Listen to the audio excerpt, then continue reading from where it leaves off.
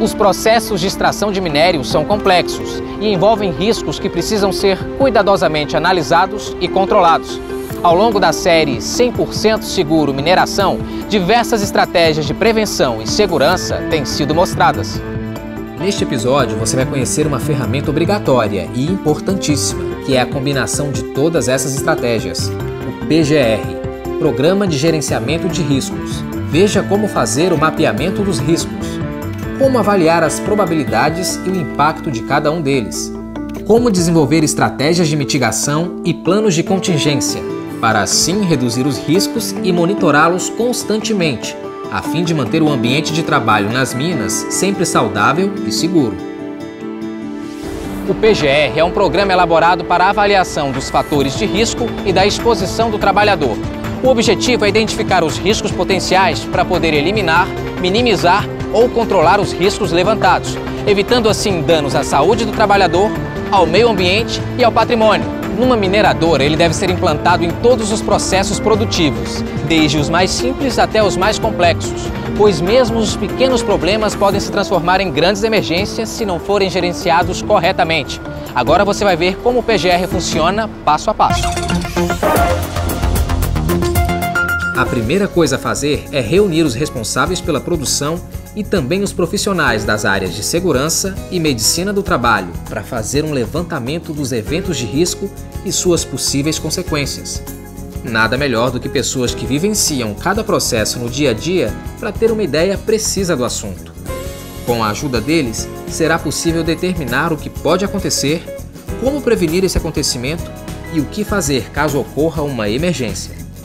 Como os procedimentos e condições de trabalho variam de empresa para empresa, é importante fazer uma análise criteriosa da sua realidade, indicando claramente os riscos e as consequências. O Antônio Moura é o gerente do Departamento de Segurança do Trabalho aqui da empresa e vai apresentar alguns exemplos. Com base na norma regulamentadora NR 22 do Ministério do Trabalho, ele exige que todas as empresas devam fazer a identificação dos riscos existentes no ambiente de trabalho e estabelecer os controles necessários para garantir a segurança dos trabalhadores.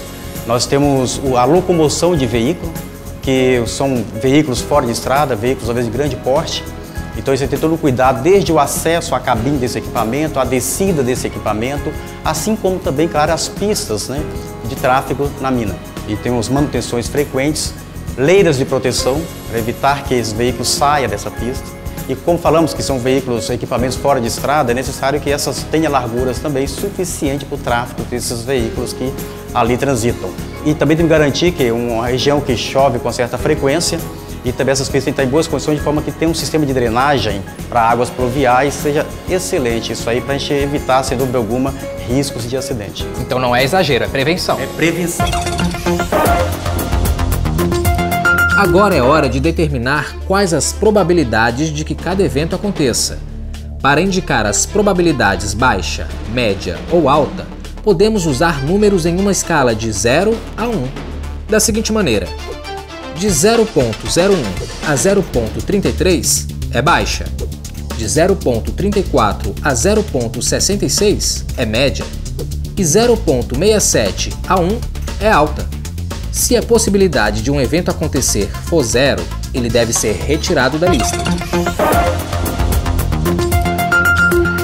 A mesma escala deve ser usada para determinar o impacto de cada evento. Com esses números, agora é possível classificar os riscos. Atribua notas a todos eles e coloque em ordem decrescente, do maior para o menor. Fazendo uma média entre as notas de cada um, você calcula o chamado de risco total. É hora de avaliar prioridades e começar a estabelecer estratégias.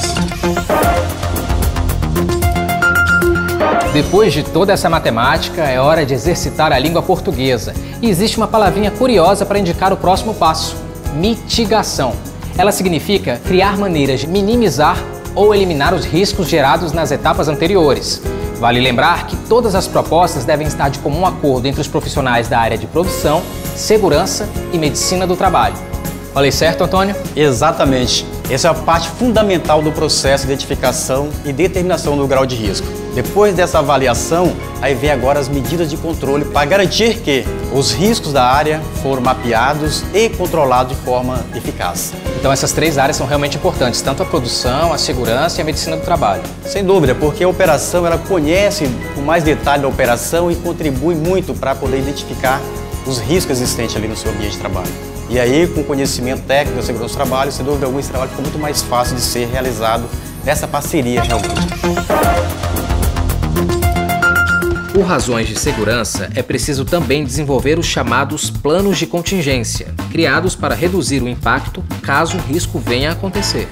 Antônio, você pode me dar um exemplo de plano de contingência? O plano de contingência também é uma saída da planilha de perigos e riscos. Nós temos uma equipe treinada, são com bombeiros civis, que atua em diversos cenários de emergência aqui na empresa. Seja incêndio, seja substância química, seja resgate técnico. Independe do cenário, essa brigada está treinada para poder atuar.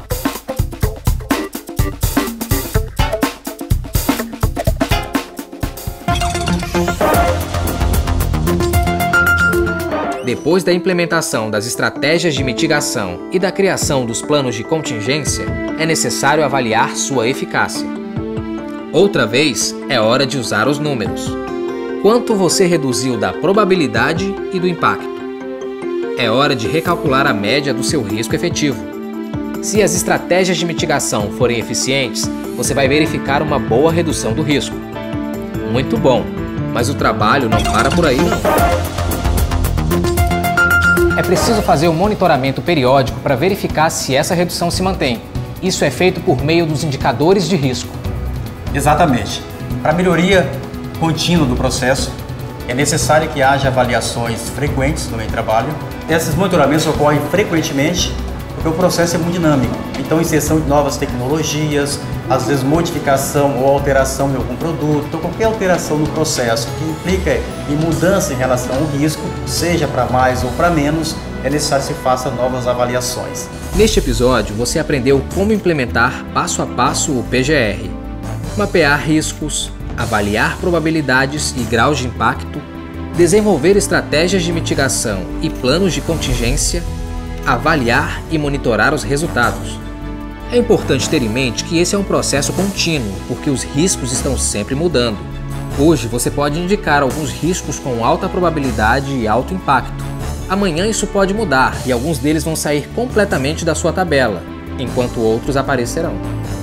Vale lembrar que os riscos levantados pelo PGR serão úteis também para a elaboração de mapas de risco, que serão feitos pela Comissão Interna de Prevenção de Acidentes na Mineração. Mas isso será mostrado em detalhes em um outro episódio. Por hora, eu me despeço, desejando a você um ótimo trabalho. Até a próxima!